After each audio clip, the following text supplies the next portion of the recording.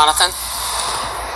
Good evening, Harris. For those who lost loved ones or who survived that terrible traumatic night, it is a disappointing end to a 10-month investigation that has left us no closer to uncovering a motivation for the massacre. Paddock opened fire, as you said, from the 32nd floor of the Mandalay Bay Hotel, killing 58 people attending that concert. He had spent several days bringing in an arsenal of weapons and ammunition to the hotel, but as seen on this security camera footage, nothing about his luggage. Yeah, the security footage just shows him wearing the same clothes for like a week straight.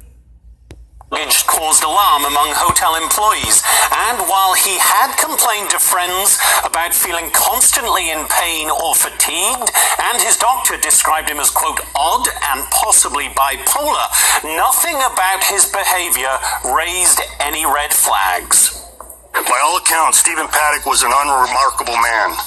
What? His movements leading up to Wow. October 1st didn't raise any suspicion.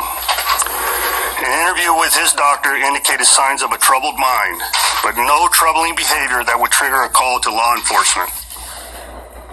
Paddock was a high-stakes gambler whose bank balance had dropped from $2 million in 2015 to $500,000 by September 2017.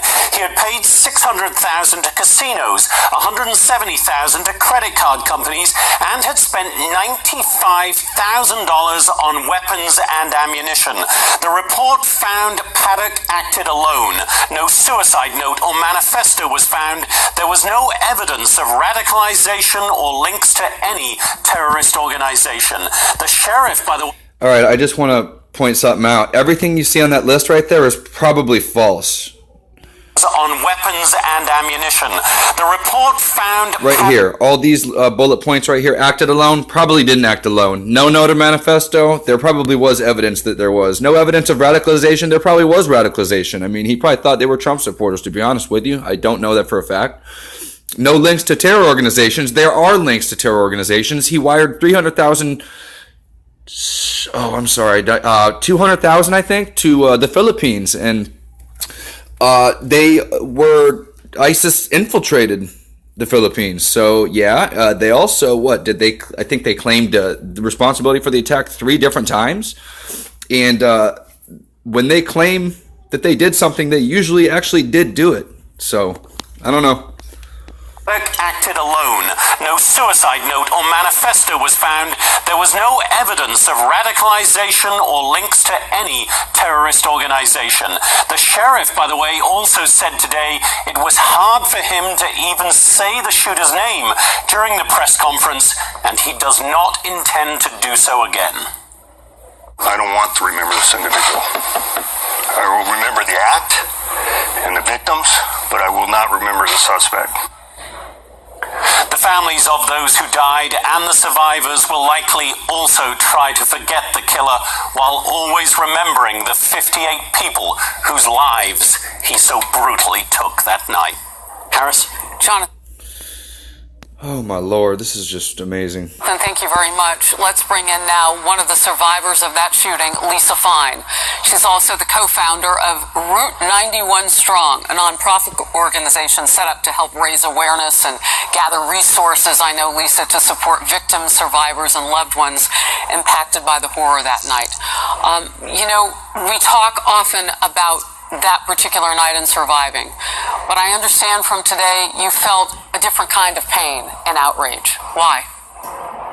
Yeah, completely. The last couple weeks have been unbelievable, and many of us are completely outraged because in the beginning of the week we found out that MGM is suing the victims and survivors, even dead victims from this tragic, horrific event. And now we've got a potential of guns that are printed by 3D, where they go undetected by, Oh, don't, come on. Radar, metal detectors, and now we're never going to know what happened. It would be nice to have some answers. It was a war zone, most horrific, tragic event, of my life, and 22,000 people had bullets raining down upon us, and now we have no idea why.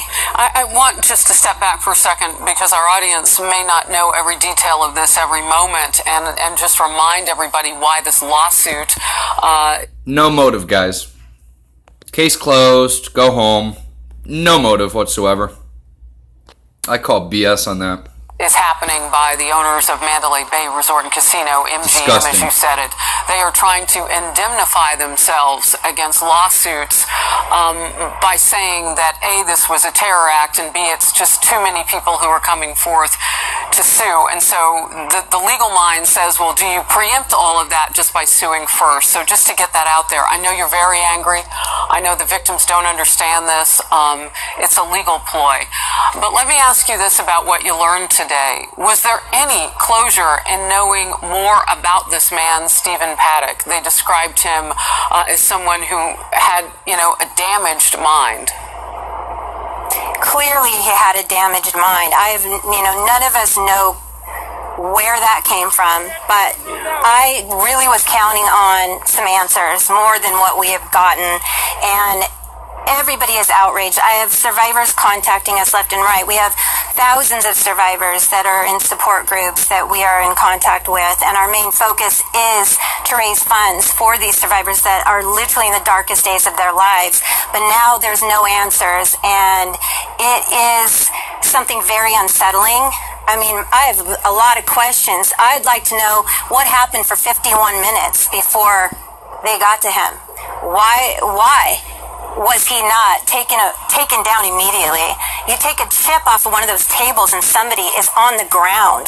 The fact that he carried 26 bags of weapons into that hotel will forever haunt me, because I had bullets 6 inches from my head while I listened and watched people in horror and agony being murdered in front of my face. Bless you. It was a war zone.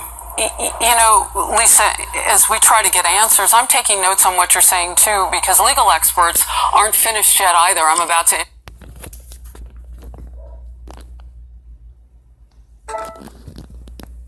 interview one of them, and it's helpful to know what some of your questions are and from your perspective. I know with that many people in a crime scene, it has taken some time, but there was a little bit of surprise that it hasn't even been a year yet. And sometimes with shootings like this, and I know each one is individual, sometimes they'll tell us, it'll be years before we ever know. So that's one of my questions. How did they get here this quickly?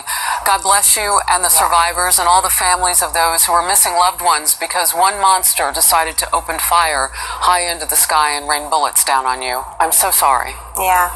Well, and it happened 3 years prior that I know about, and it was sorted by a maid that went into the room, so they were aware that this could happen.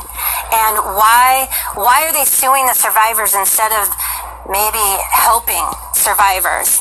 I actually heard about this too, which is really messed up. There's a fund that actually has a lot of money that people actually donated to, but they're not allowing any of the survivors to actually get paid out, which I think is severely messed up. I don't think that's right. Why are they hoarding the money? So what? They do the shooting, or I'm not sure if Lombardo. I don't know. They're hiding a bunch of stuff. Obviously, if you want to go back into my videos, you can check out the ISIS link. The guy named Moreno, who was tied to Brian Hodge. You can check that back out. I don't know. This is amazing. I'm speechless, and it's like storming here at work, and I saw this, and I'm like, I got to record this so you guys can see this. There are people that contact me that say they will never, ever use MGM hotels again. They will never have anything to do with MGM after what they've done. For humanity's sake, I don't know who suggested that they go after survivors like this. Yeah. It is a tragic loss for all of us. It's like a punch to our soul again and again. I know you were hurting. Lisa Fine, thank you for being... Yeah, amen. Yeah, guys. I don't know. That's just messed up. Where's that money at, Mr. Lombardo? Where's the money for the survivors' money? Why haven't they gotten anything? I don't know, guys. I'm gonna get this out. Thanks for tuning in. It's been Corey with Born a Hawkeye. I'm out.